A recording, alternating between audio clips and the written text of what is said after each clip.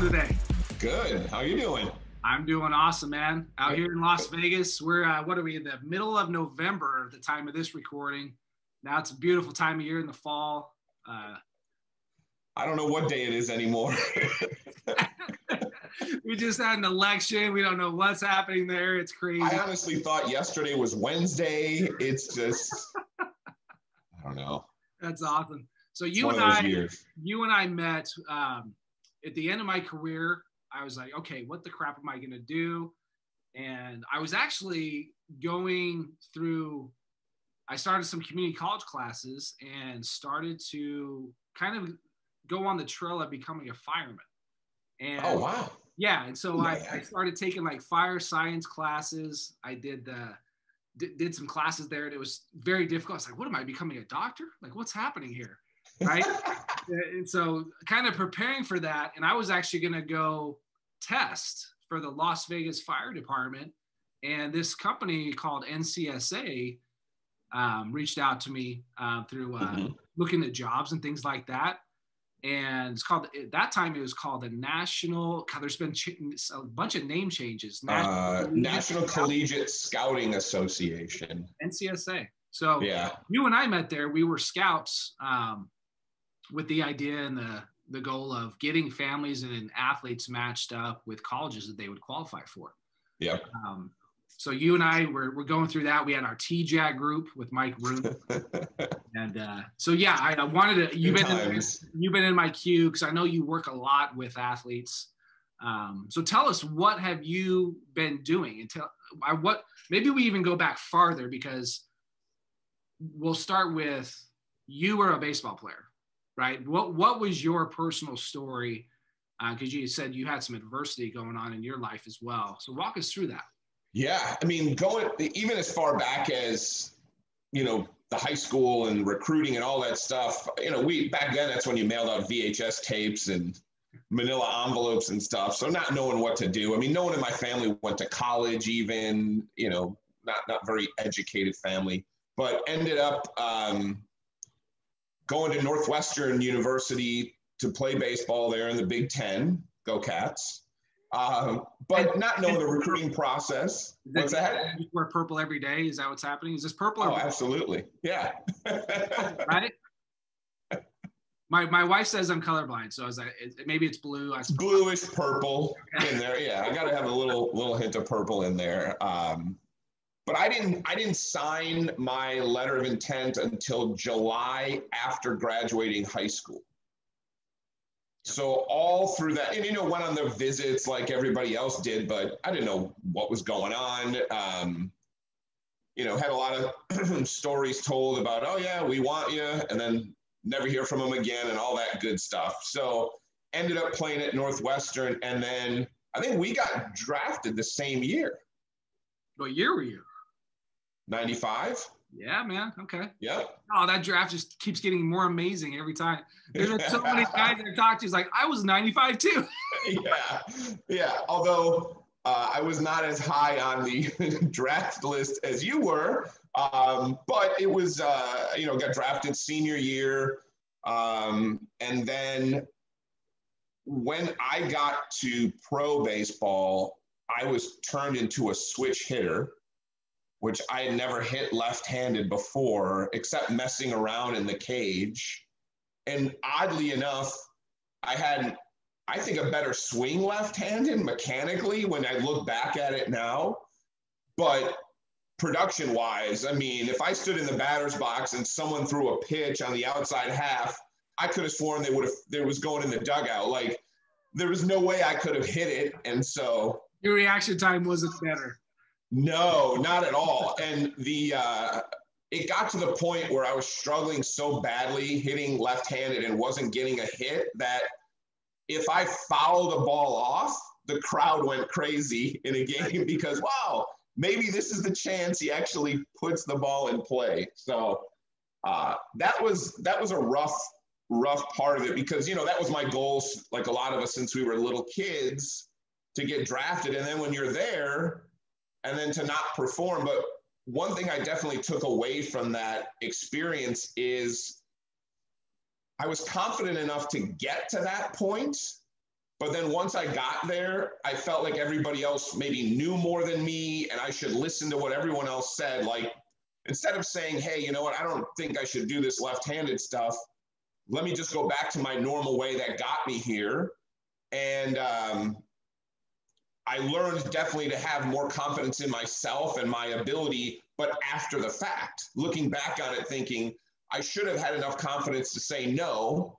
And if you're not happy with it, release me so I can go sign with somebody else that, you know, might allow me just to be myself. So that was probably the biggest lesson I learned at that point, because then there was just so much regret. Why didn't I stick up for myself? You know, then it turned into the whole just downfall of woe is me and, you know, all of that. So it's a tough situation to be in, because at the time you don't know how long your career is going to last. Yeah. Right. You're like, oh, it's going to take me a few years in the minor leagues, and then I'm going to get to the big leagues and then have a great career. And little do you know that, like, nope, how long was your minor career? Was it a season? 2 years, 2 seasons. That's it. So it's just like 2 seasons. What do I do? Right. Yeah. If you don't listen, now you're not coachable. Right. Right. Are they going to, yeah, I don't want to be that jerk. You know, I wasn't even wasn't drafted that high. So I felt like I don't have any leverage. I just need to do what I'm told. And in some respects, yeah, you want to be a team player, but I struggled. I mean, you look at my baseball card and I'm below the Mendoza line, and I want to put something there on the web that says, yeah, but and this was left-handed, you know. It's left-handed hitter, right? Yeah, no, it's been a learning experience, and it took me a long time. And I think we've talked about this before. I think last time you were in Long Beach for the area codes and we went to lunch, we were talking about realizing that I thought baseball was the end point basically in my life and career. This was going to be it. This is how I would make an impact in the world. This is, that was the goal. That was it. And realizing that as wonderful as baseball sounded and playing professional baseball, that's really not the end goal for me in my life, And so it took years and years to get to that point, to realize not that baseball's not as great as it's cracked up to be, but for me, that wasn't my sole purpose in life like I thought it was when I was, 15 years old. Mm-hmm. Yeah, so, it kind of smacks you in the face quickly, doesn't it? Oh, man. So, and then time goes by so quick where 2-3 years go by and you're not playing anymore, but you still think you can. And then you see these other younger guys that are coming up and you're realizing, no, I can't. Even though I feel young, at the time I might have been 26 and looking at these guys going, I could still do that. And then you realize, no, that game progresses so quickly that, like you said, your career, you don't know, you have that short window. Yeah. And then you kind of look behind you and you're like, oh, there comes that 18, 19-year-old playing my same position. And how come they're so big and they're so strong and they're fast, and you're going, wow, I was lucky to get to that point. I mean, I look at it now today and I wonder, would I have even been drafted had I played in today's game? I don't know. It depends on the type of player they're looking for. I mean, better as scout. You just wonder, you had that window. I would have taken you, no doubt. Yeah. Hey, there's 40 rounds. I'm taking you in the 40th round. No problem. Yeah. I'll take the 41st round and give me a Happy Meal. That's awesome. So you had a good solid. You went to a great school. Obviously, I'm sure you had amazing experiences there. Played 2 years of pro ball. Then it was time to move on. Yeah. What was it like for you when you finally said, I need to hang up the cleats and move on? At first, it seemed like it was an easy choice because I was interested in doing other things that, being in Los Angeles, I got into doing stand-up comedy and opened up a baseball academy. Yeah, which was awesome. It was fun. Jokes. Opened up, huh? You got jokes. Stories. You're a storyteller. Okay. Some days they were funny, and other days it was crickets. And being on stage for even 5 minutes, and if you get like maybe a golf clap, right?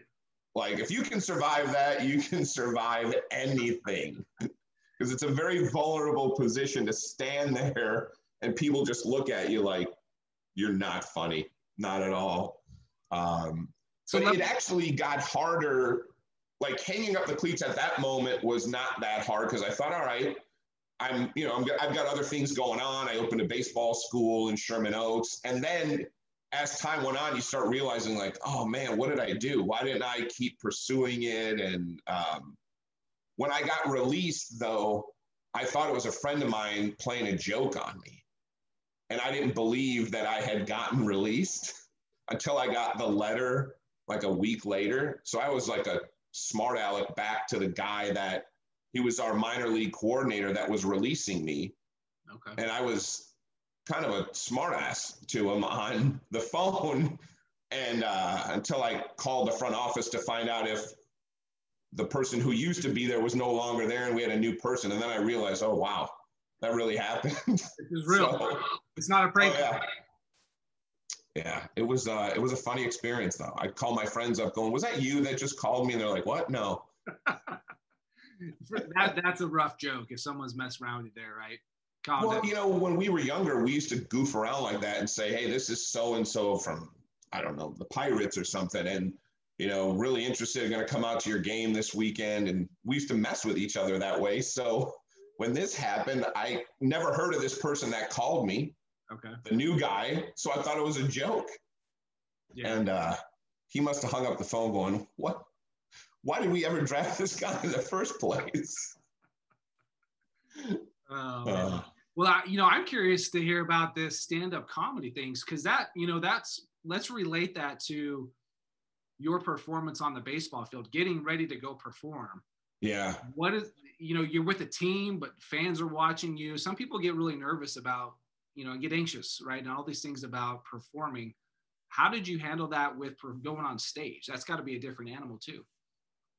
Yeah, it was. Like, I know, like with baseball, for me, I felt like I was a different person when I crossed those lines. When I got out onto the field, I was just in my place and I was happy and I was the person I always wanted to be and I was vocal and everything. When I stepped off the field, there was a lot less confidence for me personally.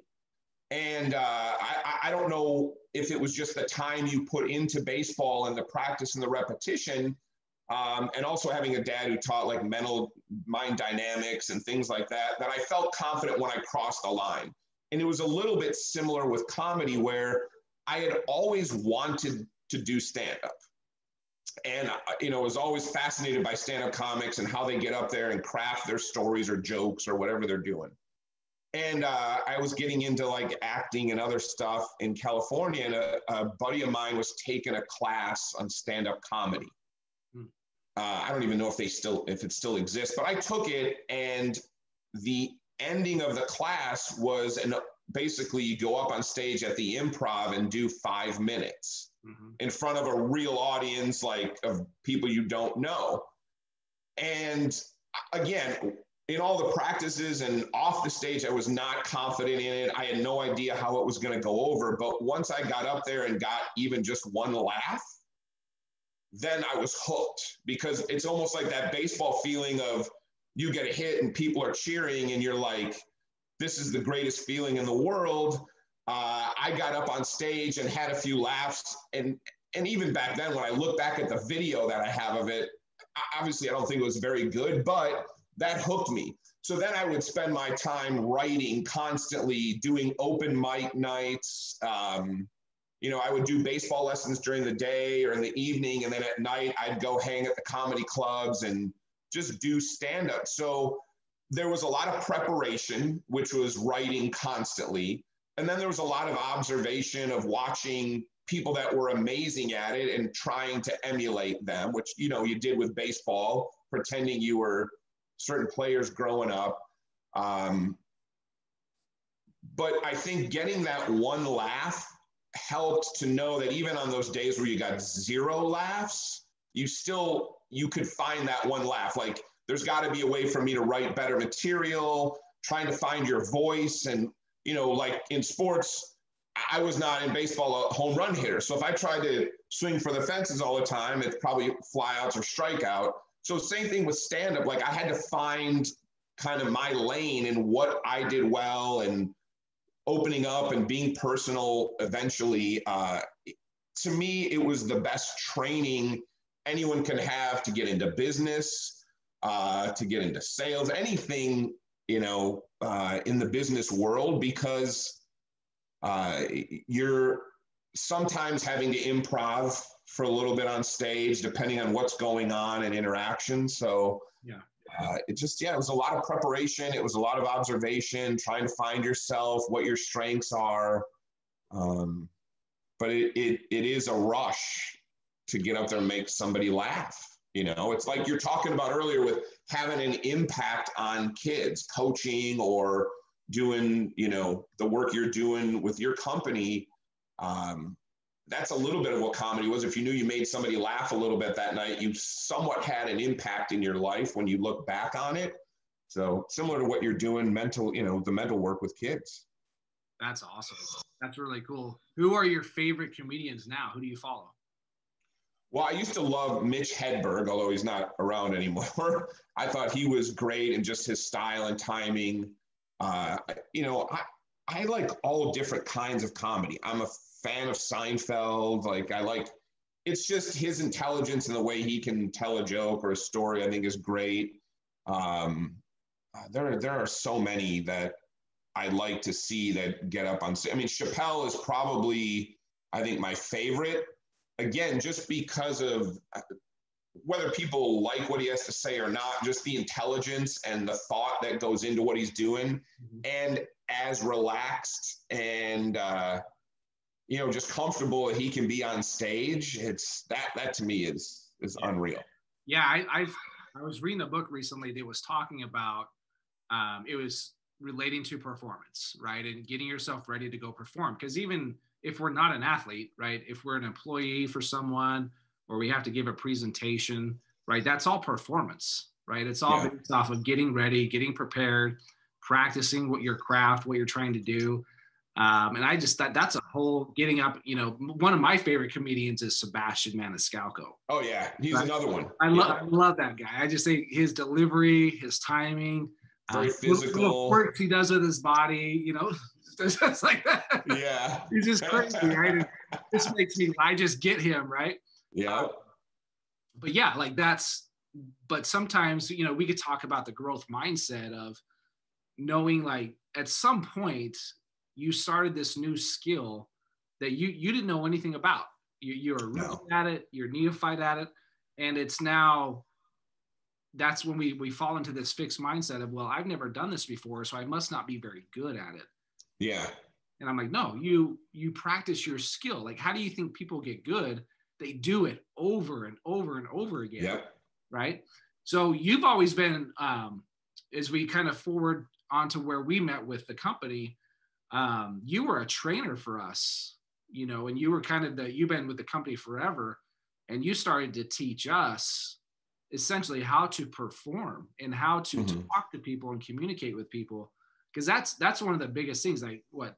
Speaking in front of people is one of the scariest things that people can imagine. I think that's the number one fear that most people have. Yeah. And you were a great trainer in a way, without even probably realizing it, of how to start talking and being comfortable talking to people, and just kind of, number one, being yourself. Just like you said, when you were in the minor leagues, I wish I was just myself. I had that inner confidence. Sometimes when we try to be somebody else, maybe that's fake, maybe it doesn't work, or it doesn't come across as real or authentic. Yeah, not genuine. Genuine, yeah, absolutely. So what are you doing now? Well, I've been doing a lot more work. Obviously things became virtual, obviously with COVID, so not traveling around speaking as much or at all now. It's all virtual, and doing a lot more webinars and the Zoom calls and all that stuff, and really trying to share my story. I've been doing a webinar called The Positive Power of Negative Thinking. And just trying to incorporate my story and a little bit of humor and other things to help a lot of these kids and these athletes with understanding how important mindset is, and knowing that normally, like when your reality doesn't match the ideas you have, it's normally because you or your thinking got in the way. So it's trying to get them to understand how important the mind is with anything that they want to do. And even though we relate it, obviously, you and I, with sports, there are, I don't want to say techniques, and that's just techniques, but it's just the ideas that are usable in anything that you do in life. Any of the principles can be transferred to anything we do in life, whether it's relationships, whether it's business, whether it's sports. So I've been doing more and more of that work with just with the athletes, and just I guess it's for me, it's a little combination of getting to help on them on the mental side, and also still a little bit of performance, which I loved doing with stand-up comedy, except now we can't travel. So it's just, that's been more and more of what I'm doing. So it selfishly serves a purpose for me, as well as helping the kids and the other athletes. And I think I mentioned this to you before, like my favorite quote is Jackie Robinson, which is, life is not important except for the impact it has on other lives. And that just really, it's something I think about almost daily. And how can I make an impact on people's lives, whether I just meet them for the first time, well, it used to be on the street, or wherever, before COVID, but or now, how can I do that with people that I get to work with? And even if it's just one little thing that they took away from our conversation, that's really been my focus right now. So however I get to do that is what kind of fuels me. Yeah. So you still get to use your comedic talent when you're coaching and teaching at times, right? How many people would say it's talent, but I try to, yeah. And I, we all love to laugh, even in the toughest situations. And, when you tell a joke, the more you have to explain it, the less impact it has. But when there's an aha moment, even with a joke, you get it, you laugh, you relate to it.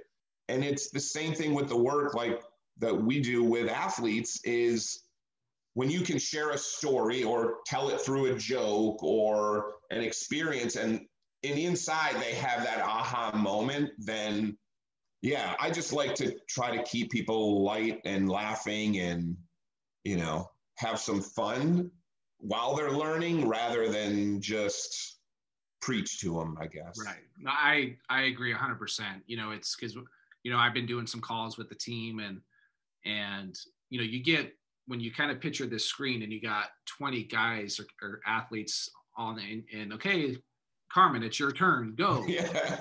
Like, okay, well, I'm essentially giving a small presentation about something. And half of them, maybe not even half, are going to soak it in. The other half are going to somewhat listen, maybe. And, you don't know what that impact is. And, that's, I've always said, one-on-one is obviously much better. Yeah. But sometimes you're forced to do team type things in that atmosphere. And because you're hoping, like, I have a pretty good message here, hopefully you listen. But I've also learned that it's not up to me. I want to do a good job and bring good information and material, but it's also on them if they're going to listen and take it to heart and use it. And that's I guess the hardest part of coaching in any area. And even as, if you were a baseball coach coaching a kid on hitting, I mean, you can say it and preach it and show the examples and talk about it, but if they don't apply it, it's useless, know? Yeah, absolutely. Now you mentioned in our conversations too, that you kind of went through, whether it was maybe some anxiety, maybe a little bit of even depression of parts of your career. Would you care to expand upon that and share? Oh, yeah, definitely. When I got released, especially, it was all of a sudden, you know, worrying about what are people going to think of me? How do I let's say my dad know, who, you know, would hit me the ground balls and all that stuff since I was a kid, little kid. And how do I let them know that I'm done, like I got released? Because you feel like a failure at that time.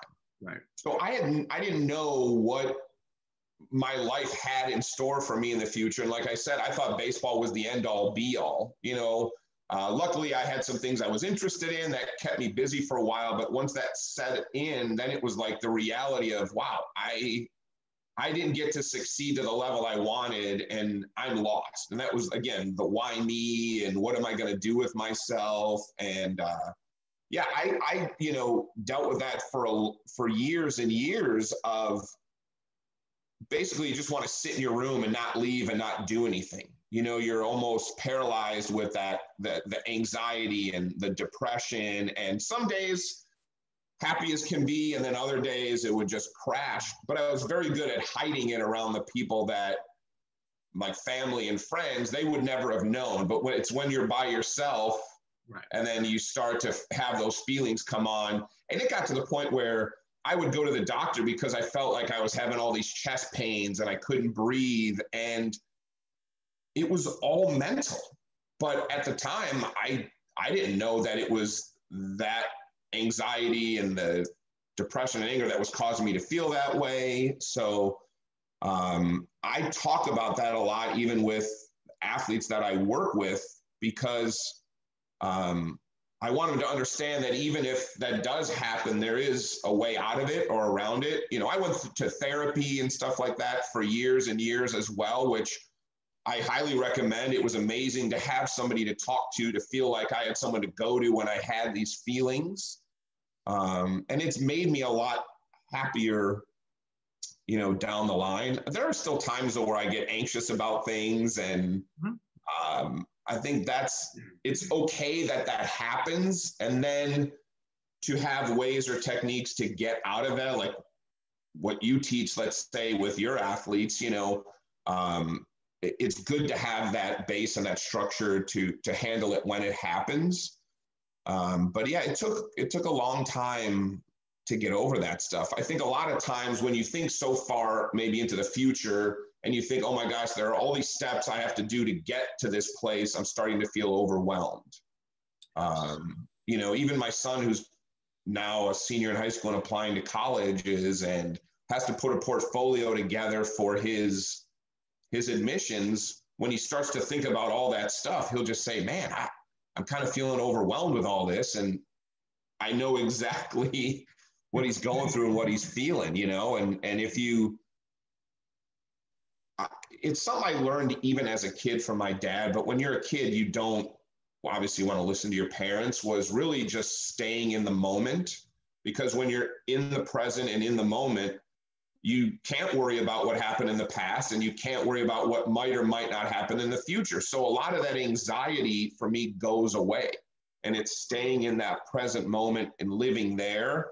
And then all of a sudden time goes by and you forgot what you were even upset about in the past, you know? So that's staying in the moment is huge. And then just trying to live in a state of constant learning. So everything we go through, which we can deem good or bad, it's a learning experience. And when I remember that, then it doesn't seem as bad or awful that something happened to me that, you know, caused me to be anxious or upset. So, you know, you're I guess you can't be put in like a mental prison when you're always learning. Correct. So, yeah. No, that's interesting. Yeah. That's a long-winded answer. You know, right before this, and my audience knows that I've been scouting with a team for the last 7 years, and COVID hit, you know, got furloughed, a lot of months being furloughed. And then just about 2 weeks ago, officially let go, you know, by the team. And I'm like, you look at it and you're like, you can be very upset and mad and angry, which you're allowed to have those thoughts and allowed to feel that anger, yeah, right? And that emotion, and you feel it and just let it happen. And then you're like, okay. And I think what we tend to do with our anxiety and our feelings, because we're men, like we're alpha men, like we're not supposed to feel. Right. Yeah. No, it's okay. It's okay to feel those emotions. Everything I read about feelings and emotions, it's like, let it happen. Just let it be and let it happen. And that's going to allow you to feel even more and be able to handle more, instead of we always want to like, well, what's wrong with you? You have anxiety? Heck, let's get rid of that anxiety right now. Right. Like, we're human beings. Like, what that's the way we are. We feel things. And so I think you said the key phrase, not to cut you off, but you said the key thing was that it's okay to feel that way. right. Like, to let these kids or athletes know it's okay to feel that way. And then you have to make a decision to move on. Right. Yeah. You let it happen. What does it feel like in your body? Like, is it tingling? Anxious before a performance? I'm tingling in my body. Great. Like, so are all of us probably. Right. So maybe you might be more than some, but that's okay. It's going to subside and leave. Yeah. At some point. And one of the things I'll talk about with people, since we're on this topic, is what you resist persists. Right. Because if that's all where your mind is of how horrible you did or the mistake you made, and I missed that ground ball or I struck out, then yeah, you're going to continue to think about that and you're going to stay in that world. So yeah, it's okay to feel that way. Then we let it go and we move on, because we can't change what already happened. So that to me is very important for someone to understand, is if you keep resisting it, I don't want to feel this way, or I'm angry about this. Well, it's going to continue and it's going to persist and persist, and Yeah, absolutely. Yeah. And that's what, when you start talking within it, because you're working with kids, do you find that once they maybe get to know you, maybe you've had a couple conversations, they start to trust you and the information and help that you're getting for them to kind of, and that's what I don't think these are really issues. People call them issues. Maybe they're obstacles, but maybe it's just being a human being. And we all have these thoughts and feelings about things, but just it's learning how to, whether it's overcome them or just allow them to start happening, to let it just happen and then go and move and then start, like you said, moving forward.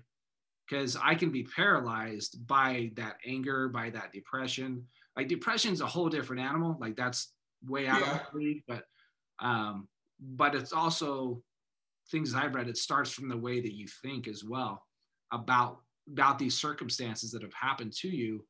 So we got to start learning how to think better, and a lot of that comes from emotion as well. Mm-hmm. So yeah, that's going to help us with how we move forward in the actions that we take, and obviously we're going to start getting some better results with that. Yeah, there's no doubt. I start my every webinar, every Zoom meeting, whatever, I start with people, and the first thing I say is, don't think of a pink elephant. And then I just leave it at that, and I say, I'll get back to that later. And the whole point is what you're saying. Everything begins with a thought. It's not always a conscious thought. Sometimes it's from our subconscious, but everything we do begins with a thought. And trying to get that across to people, is what I'm trying to convey. The encouraging thing is, and you probably see this with your work now, because, you work with more and more athletes and teams, and that is the younger generations, and I know we sound old now, the youngsters, but they're more receptive to this, I think, than we were when we were younger, or people that were older with us would say, oh, like you said, I'm a man, you're an athlete, you got to be tough.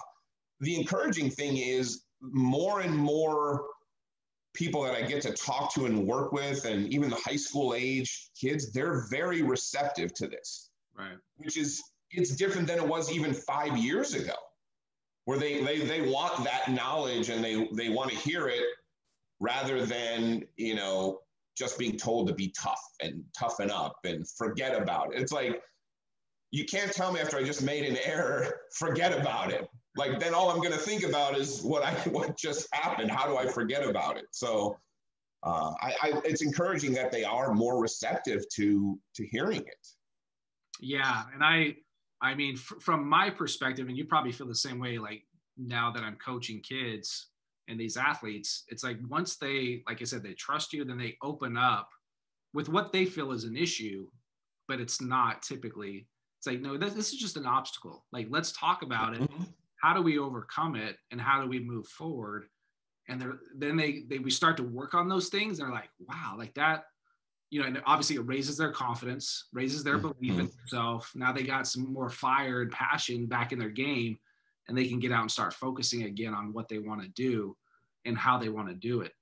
And so that's when you start getting those results with the kids, it's like the light bulb comes on. Like, okay, like now that they start to trust themselves even more, right? Which is you're giving them the tools then to draw on that later on when things come up, whether again it's in sports or in life.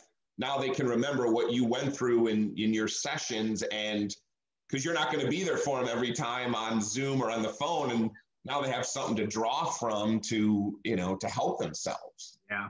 And one thing I've been doing, it's been a great help, because when I in particular do one-on-ones, I use a Google Doc, and I share that with them. And then everything we talk about, say if I go over a lesson, right, and let's talk about this today, because you said that's what you want to work on, I'll put it on that Google Doc, and then I'll ask a couple questions, and I'll literally have the athlete write out some answers there so they can get it on paper, right? They're typing it out because it's making them think.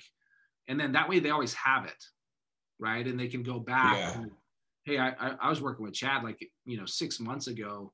I remember he asked me this question, like, how did I respond at that time? And then they go back, look at it, and like, wow, like, that's interesting. I was thinking that. And now look at where I am now 6 months later, right? Because it's all growth, right? We're all just trying to get better and grow, but also realizing that where we are right now today, that's okay, right? Yeah. We're not, you're 18 years old. You're not a big leaguer yet, right? You're not a CEO yet, it's you are where you are, and that's okay. And that's where you belong, because you still have some steps and personal growth to get there, right? And you got to allow that to kind of happen and take maybe a little bit of time and change the way you think. Yeah, and we're always where we need to be at that moment. And that's hard to get, especially young athletes to understand. Yeah, but it's like, we're always where we're supposed to be. You want to be out here, but that's later. That you are where you need to be right here. You know what? If that means you went 0 for 3 in today's game, that's what was supposed to happen. Now you learn from that and take from it and build on it and grow, but we're always where we're supposed to be. And that's, again, going back to kind of staying in the moment, so it's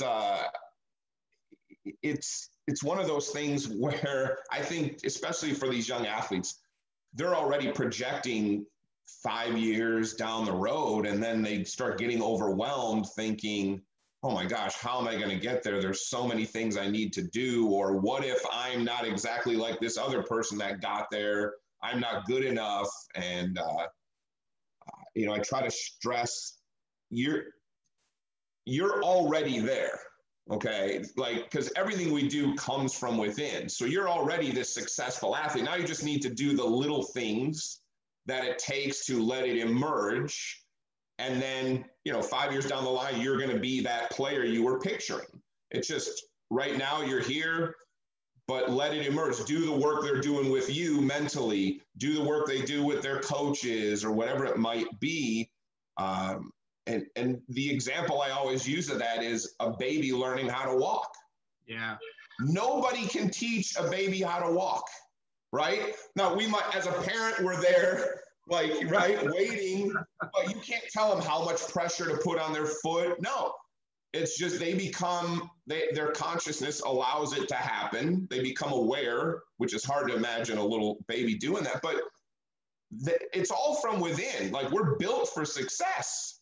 Right. We just do the little things and become aware of it and allow it to happen. And again, these were things that I had learned when I was little, that I was like, my dad doesn't know what he's talking about, but now I try to teach that to the kids I'm working with. You mentioned something too that reminded me, which I think is so important for these athletes to understand. And you said, okay, how does that feel in your body? And then working through that. when I was a young kid, if I had a headache, my dad would make me kind of lay down and close my eyes and picture it. What is the color of that headache? You know, all of a sudden, then see it drifting out of your body. And again, I thought it was hokey at the time, but it's what you're saying right now that you do with your athletes, is recognizing it, acknowledge it, you know, don't just put it to the side and try to ignore it. And I think that's valuable for them. Yeah, I think it's, you know, you're trying to just build resilience within them, right? And when they're lacking confidence and they lack that belief in themselves, it went somewhere, right? So how do we go find it? And then you try you piece it together. I'm a big fan of, you know, I call, if I'm working with a kid and his name's, you know, Robert, and Robert comes to me as Robert 1.0, right? But it's Robert, that's who he is. And the Robert 1.0 is fine. Like everything Robert needs to be successful, he has within him. But there are some things that we can add to your arsenal to make you Robert 2.0, right? And there's this new belief, this new confidence, and he shows up differently, right? Of, holy, who's this dude, right? Yeah. Like, what a month ago, like you didn't even look people in the eye. Right now, you're walking, you're strutting around, and you're confident, you're acting confident, and just learning little things like that. So I'm curious as to more what the work that you're doing with athletes, because you're doing webinars, kind of dive into more with what you're doing there. So it's, you know, again, like sharing a lot of my personal story related to whatever situation, whether it's in small group or one-on-one work. And I'm trying to also keep it as active as possible with, if we're on Zoom a lot, then I'm having them in the chat box, answer questions, just, you know, to keep their attention. Yeah. But the whole thing is based on that positive power of negative thinking, for them to realize this is not about positive thinking. You know, I talk a lot about this is knowing versus believing. And there's a difference. And the easiest example I give them is, hey, and, you know, in the chat box, write down what 2 + 2 is. And that answer comes out faster than any other question I ask them. And then it's getting them to understand, how confident do you feel answering that question? It's because you know the answer. You don't believe it. You don't think so. You know it. Right. So this is not positive thinking. It's knowing versus not knowing. So with the athletes, it's trying to share those examples throughout the call with them.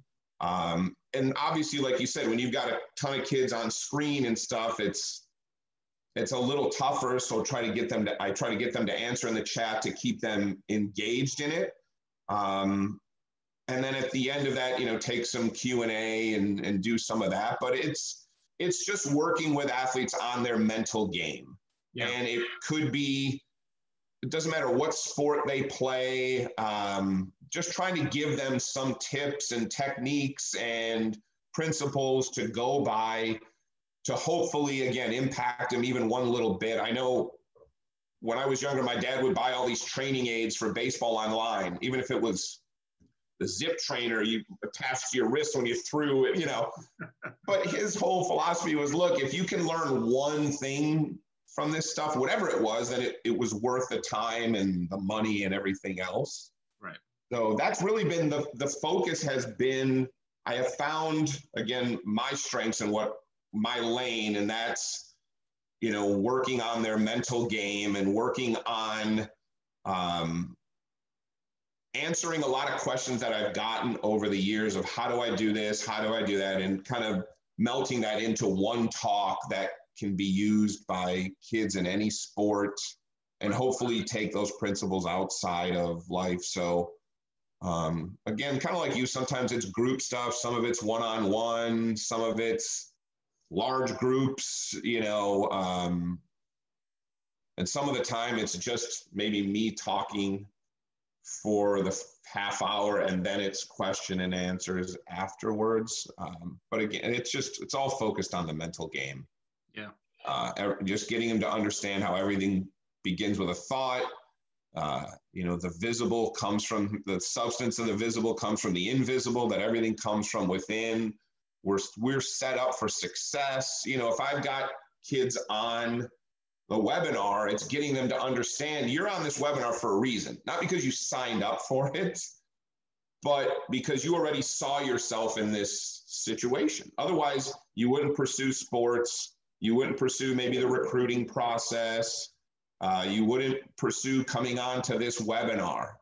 So there's a reason for them being on there, and they just maybe don't get it yet. They don't understand. Sure. Yeah, and I think with that point is obviously the younger you get, that because I've had a lot of parents who are like, well, what age are you starting to work with kids? And I'm like, well, I was like, my youngest one-on-one is 12. I just turned 13. This particular kid was 9. And I had to think about that. I'm like, well, obviously the younger they are, the more simple you have to make it. Very, very simple. But I think there's value in at least starting. Like if you can swing the bat and a kid is showing emotion when he strikes out, for example, or misses misses his free throw, whatever it is showing emotion, he's obviously feeling, right? So he's feeling and he's reacting to he didn't or she didn't succeed. So how do I handle that? So I think that's obviously a parent's choice as well. Like how early do we want to start? But I don't know if there's a limit, in regards to that. Maybe it's because you want to have a conversation, but that's why I personally is like 12 might be a starting point, but I think you can go earlier. What are your thoughts? I agree with you because it's what you said a little bit earlier too, where you can give the information or, as a coach, you can teach something in hitting. It doesn't mean it's going to happen immediately for them. They might catch on to it 6 months later, a year later. For me, even now at my age, I still think about things that I learned when I was younger on the mind and things like that I hadn't thought about in a while. So I don't think educating the kids that, like you said, that there's a limit to that of how young. Now, whether they're going to apply it right away or not, is going to be different, I guess, depending on the kid. Every student is different, but I don't think we can put a limit on it because there are some kids that just get it. There are some kids that, you talk to that are just seem more intelligent than others. So I wouldn't want to limit it, but like you said, you've got to make it relatable to maybe whatever age they're in. And as a coach, obviously that's the challenge, but that's the challenge even with adults. You've got to sometimes put it a certain way that they understand it versus somebody else that you work with. So to me, this is all education for them. And you know what? You may be teaching them at 12 or 13 years old, and it's in the area of the mental game for sports and baseball. But who knows? After high school, they may be done with sports and they go on to be some other profession. They can still use what you taught them in baseball. It's just you apply it to the rest of your life. So I don't think we should limit, what kind of education we give the kids. We just can't be concerned, I think, whether they apply it on the spot or not, because it's just everybody reacts differently. Yeah, I think as a coach, right, you want to see not only does the person you're coaching, but they want the results, right? A parent wants to see the results, but you have to kind of have a little bit of patience there. That's also a process, right? Because some kid will get it right away and like, bam, they've changed. Now that inner belief is happening for them. Others, it might take weeks or months or even, they're 8 and, they might not get it till they're 10, 11, 12, as an example. But it's starting to get that information to them in a maybe dumbed down, simple form where you're being creative, right? And hey, maybe you use movies as an example or cartoons. And like, hey, did you watch this cartoon before? Like, yeah, that's how this dude did it. You're right. Something like that. When you work with, like you mentioned about parents wanting to see change. So my question for you is, do you think a lot of the parents or even the athletes you work with, are they expecting a big shift immediately? Like all of a sudden it's this epiphany and they're a different person? Or do they understand that it could be just small increments to getting better? Yeah, I think when I've talked to, because I do like a consultation when I take on a one-on-one client, I do a consultation with the parent and the kid to get to know them, number one, see what they're doing, what they want to work on, but also kind of see what their expectations are. You know, what are they trying to get out of it? Where do they want to go? But yeah, talking about like, you know, little Johnny, it might take him 2 months to kind of figure this out. Mm-hmm. It's also a process, and it's, I mean, I think you can change the way you think pretty quickly. You know, like you can change the way you think immediately, really. Yeah. But you might not believe it yet, right? So that might take a little bit of time. But yeah, I've certainly had parents that have reached back to me like, hey, I won't say the name or anything, but they reached out and we've been working on a pitcher I'm working with. And he's like, hey, you know, it was about 8 weeks in to our 10 weeks of working together. And they're like, you know, like how I mentioned, like Robert 1.0, like, yeah, like he's a new person. Like we're seeing things that with confidence and the way he's carrying himself now, how he looks and acts, his body language on the baseball field. So they saw it and they can see those results. And obviously that's all that a parent wants, right? Yeah.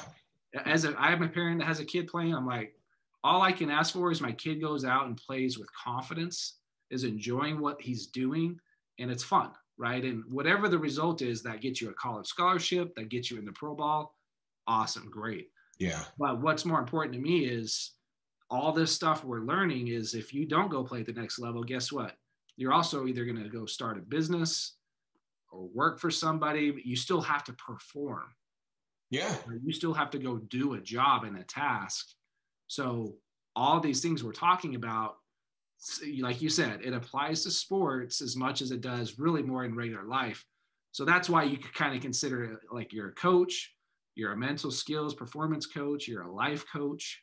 And there's nothing greater when a kid starts to open up. Yeah.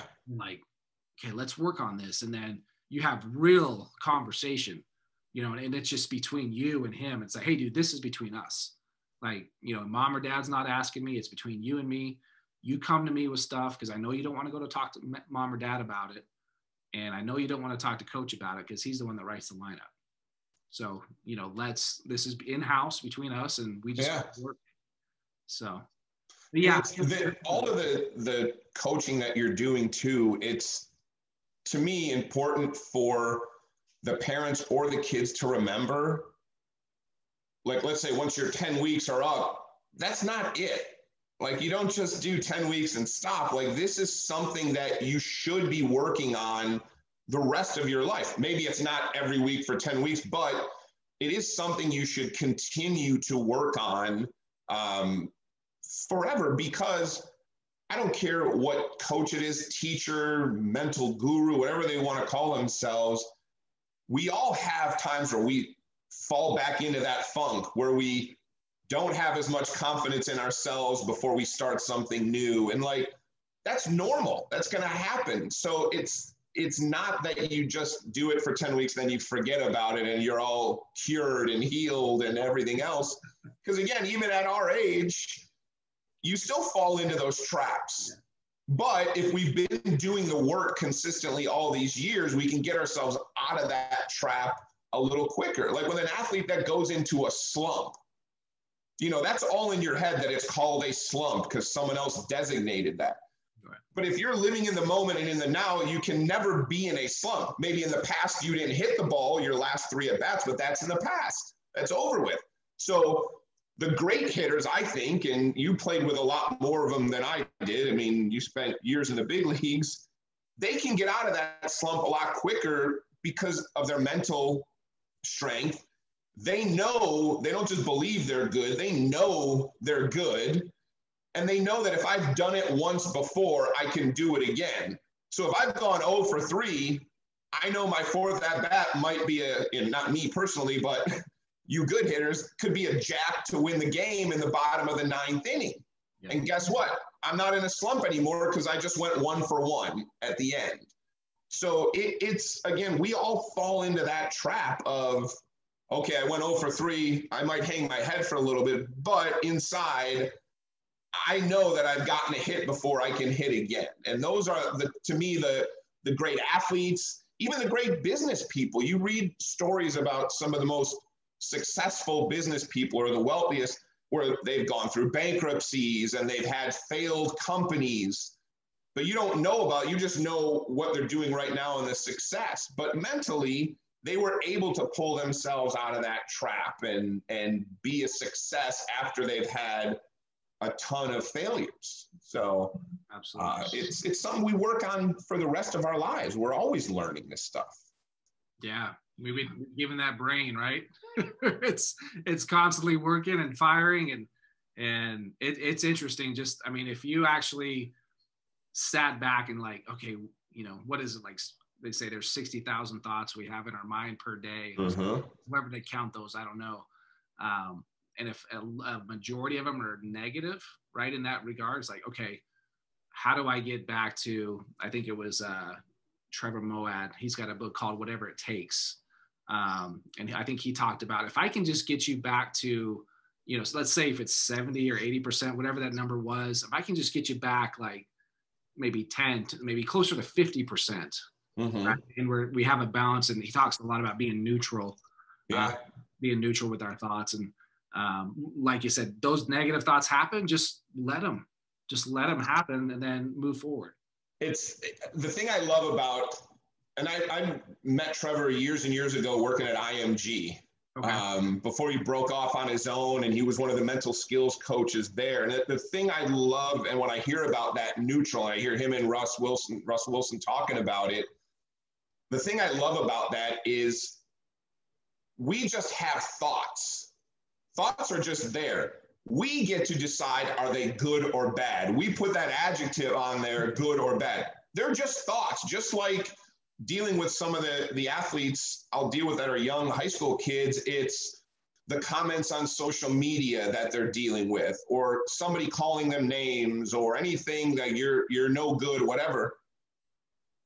There are thoughts we have, like you said, 60, 80,000 thoughts a day. There are words that come at us. There are comments people have, but they're just that. So thoughts are just thoughts. Words are just words. We get to decide if they're true or not. You know, someone tells me you stink at this. Well, it's up to me to decide whether I believe that or not. We have that choice. So that's what I love about like that neutral thinking. There is no good or bad. Yeah. There just is. That's it. You know, you might make an error and someone says, oh, that was or you make a throw, you overthrow the first baseman as a shortstop. That's a bad throw.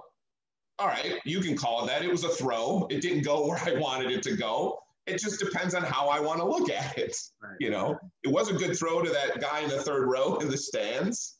He was happy to get a souvenir. A ball, man. Like he got his money's worth. Yeah. The pitcher might not like you very much now, but that's okay. You may not play that position anymore, but it was a throw, you know. That's awesome.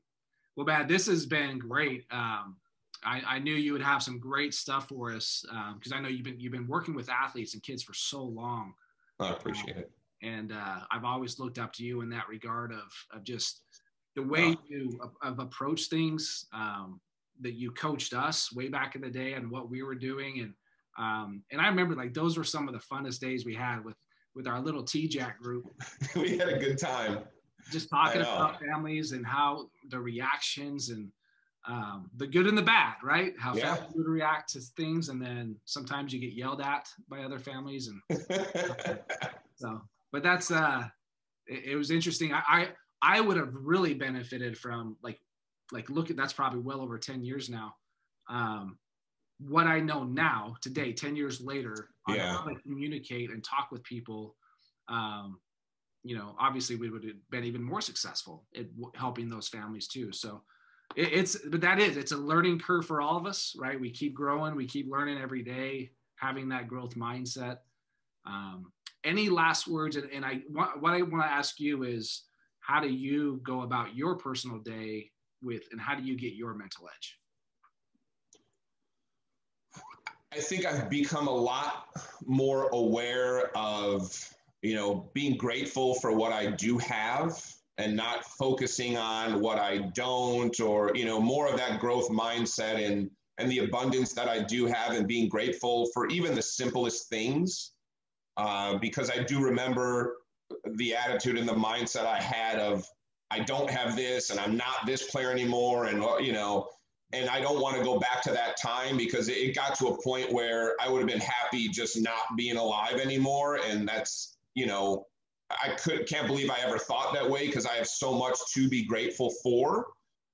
So I think waking up every day, and as a reminder of that, I do meditate, which I think, you know, some days it's a quick one, some days a little longer, and that's important for me to get centered, and just reminding myself of all the positive things going on in life, no matter what day it is that something bad might happen, or whatever I want to deem it as. But that's big for me, is just really being grateful for it. The other thing too, I would say is, and it's nice what you said about me, but I was excited when we met that one day in Long Beach, and you were telling me about how you're starting to work with athletes, you know, on the mental game and the mental edge. And because it's a valuable thing, and there's not enough people, I think, out there that are teaching and mentoring kids. But you have such amazing life experiences, even up to what you just said happened 2 weeks ago to you, for people to understand that, you know, even as a teacher, you're going to go through things and going to need to use those skills that you're teaching these kids. That's relatable and it's real. And you're not teaching it from this pedestal. You know, you have the success in baseball, being a first-round pick and playing in the big leagues, and then being done with baseball and finding your new life and your career. And then now years later, having to do that again, for them to understand that things are going to happen to them, but you can keep overcoming them with what you're teaching, which is the mental part. Like for any athlete not to work with you would be nuts, because you're also living it while you're teaching them, which is, to me, is so relatable and it's honest. And that's what I think these kids need, and these athletes, pro or not, need to understand. So that's also why I said it shouldn't be just 10 weeks and done. This should be a thing that, you know, you're doing for the rest of your life. So you have a ton of value to give to these kids and these families. And I'm not just saying that because I'm on your podcast, but you really do. I've gotten to know you I've known you for years and years, and I've seen, even from a distance, your growth and progression. And it's exciting to see, but the kids have no idea how much value they're gaining from working with you. They'll realize it in certain situations, or maybe years down the line when they're maybe parents themselves and now they're teaching it to their kids. So yeah, I'd recommend definitely, for whoever's even questioning working with you, to me, it would be the best experience for them, honestly. Wow. I appreciate that. I do. It's one of the biggest hurdles, and as I was listening to you talk about that, was when a family's trying to decide, because, you know, they work with you too, and trying to figure out, well, is this the right thing? From an athlete's perspective, that young 17-year-old that's a stud hasn't had a lot of failure, and they don't know what it's like to fail yet.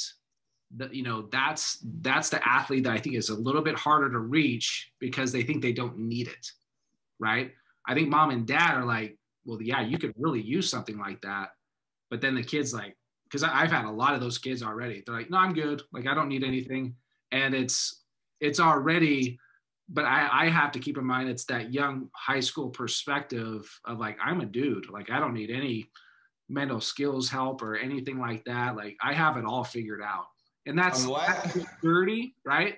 But it's also their ego that's starting to build. It's a lot of different things, but it's a great attitude to have, right? As a young athlete, it's great to be that confident.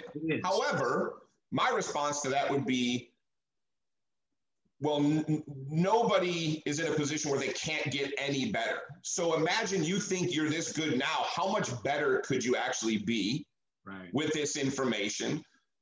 you're not hitting 1,000, everyone makes an out, and it's good that you can get over that, but how much better can you be? And these are skills, like you're saying, that you're not only going to use right now, but you're going to use down the line for the rest of your life. And especially as an athlete, why wouldn't you want to be prepared for every situation that you're going to get in, to know you can pull something out of your bag mentally and use that to be successful? So yeah, it's great to be that young and be that confident, but we can all get better. Yeah. Even if it's a little bit. And for someone that maybe is that stud that wants to be a professional, heck, if you're a little bit better, that can mean millions of dollars, right? I mean, well, and I've always looked at it as, the more I dive deep into this and you hear information and you're paying attention to the really successful athletes, like let's look at Tiger Woods, Michael Jordan, Mike Trout, like all these people they all have a coach, right? They all have someone other than mom or dad, or a coach that works with them, like their batting coach as an example. They all have someone else to guide them, talk to, and work with, like, hey, I have these thoughts, like, how do I get through this? What do I need to do? That's the fun part, right? And so that's another answer is, look, it doesn't matter who you are. Like if Michael Jordan has a coach, Tiger Woods has a coach to talk about these things and go through it, then nobody's immune. Like it's yeah, none of that stuff that they're doing matters if they're not there mentally, if they're not strong enough mentally. Your hitting coach, all that stuff doesn't matter, because someone could be with a hitting coach for years. They know the fundamentals. Well, then why do you go into this slump and you feel like you can't hit? You worked with a hitting coach for 10 years. You know how to swing the bat. You know how to get your hands to the ball, whatever they're teaching you. But mentally, all that other stuff doesn't matter. And we're not trying to stay the same for the rest of our lives. We want to improve. We want to grow. So these are the skills that are going to get you there, more than all the physical training that you do. There's plenty of guys that you played with that were physical specimens, but they didn't make it to where you were. I know for me, looking back at my career in baseball, why in 1995 when I was drafted was I good enough, and then within 2 seasons I'm not good enough? I didn't get that bad physically, but mentally is what went wrong. Well, the confidence, the belief in myself, all of that stuff. The only reason I didn't continue playing baseball was all mental. It had nothing to do with my ability. And the thought that just occurred to me too is, right away, you get drafted, you're playing with your team, and they all of a sudden, hey, why don't you hit left-handed? So you can take that in as like, and maybe you did, oh, they don't think I'm good enough right-handed. They want me to also do this because I'm not capable, or I'm not good in it, whatever it is, right? Yeah. So that mindset there is like, oh, they don't even believe in me. Is that fair to say? Yeah, absolutely. Like, your brand then is like, you're the utility player. You can play short, second, and third. Maybe you have speed, so maybe we can find a way to get you on base from the left side. But it wasn't about, it was just their idea of how they wanted to use me, and I took it negatively, like you're saying. Right. They might not have thought I was bad. They might just have had a plan, like, we'll use this guy this way. This is where we see him being successful. And I took it as, what's wrong with me? Why can't I just do what I've been doing? So yeah, it's mental. Even when we were talking about stand-up comedy, I think I was getting better at it at times, sometimes not as good, but why didn't I continue doing that as a career? Well, sometimes there was a little bit of confidence issues, but other times mentally, I just decided I wanted to do something else. So every decision, it all goes back to the mind and the mental game that we call it, that you're teaching, which is why it's important for these kids, even the studs, to understand how valuable the mental training is, because every decision we do in life starts with a thought. And I've been in other businesses. Things went well there. Things didn't go well there. It was all mental. It was not the physical ability. It wasn't the technique. Even in sales, it's all mental. Yeah. It's interesting. Well, man, this has been amazing. You brought fun. You brought it. Love it. I appreciate you having me on, man. This was great to catch up too. This is another joy for me doing these, is just catching up with people I haven't seen in a while, and seeing how the family's doing and healthy and you've had some amazing people on, your podcast, and the interviews and stuff I've listened to there's just so much valuable information. It's, again, if you're always looking to learn and get better, then this is something you have to do. Awesome. It's been fun. Thanks. Awesome, man. Well, hey, I appreciate your time. And you're in California still, correct? Yeah, right now still in Long Beach. Still in Long Beach, just chilling with Long Beach with the dirt bags out there. That's awesome. Which I want to know how that name came about. I have no. I'd have to look that one up, but that's. I know. All right, Carmen. I appreciate your time, and best of luck. Thanks, you too. We'll keep in touch, and I'm sure we'll be working together, doing some stuff at some point as well. For sure, man. Thanks, Chad. Appreciate it. Keep up the great work. All right, man. We'll see you soon. All right, see you. Bye. Hey, guys. Hopefully you enjoyed that conversation with Carmen. Carmen is a great dude, has a lot of insight, right? A lot of good information. Hopefully you enjoyed that with him. Want to let you know that I'm coaching one-on-one athletes. If you are interested in me working with your son or your daughter, you can email me at chad@mentaledge.coach. If you are interested in setting up a 20 to 30 minute, I said I have a free consultation for you where I get to know you. I get to know you, your athlete, kind of the goals you want to look at, what you want to improve on, and just really see if it's a good fit. So you can email me again at chad@mentaledge.coach. And you can also, if you are looking to kind of do this more on your own, I have a membership I've created. Go ahead and take a look at that at mentaledge.training. There you're going to find a video vault, email access to me, and I also do live weekly calls with you and other group members. So take a look at that at mentaledge.training. I'll see you in the next episode. Take care.